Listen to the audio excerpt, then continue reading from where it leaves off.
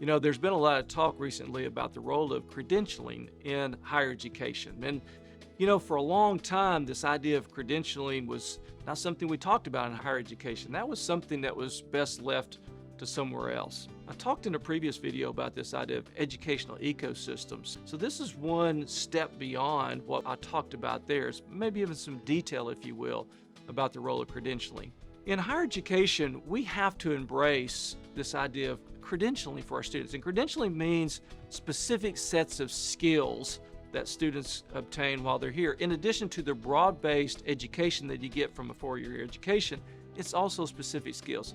For example, you could take a series of courses on project management or a course or two and you get a credential in project management. Data has shown that this is a very valuable resource for that student. It's very valuable when they go out, when they finish their degree. Some data has suggested the differential in pay, for example, for different types of credentialing.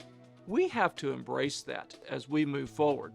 You know, one of the things that we see, and we've seen over the past several years now, is the college going rate has declined. And I think one of the reasons for that is the rigid nature in which we approach education from a four-year school. And again, a previous video, I talked about tearing down those silos and tearing down those walls.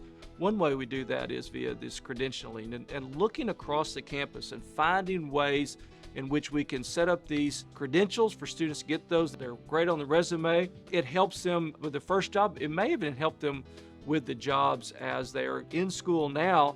For example, we know that Blue Oval City with Ford moving into the area, they're going to need lots of workers with specific credentials.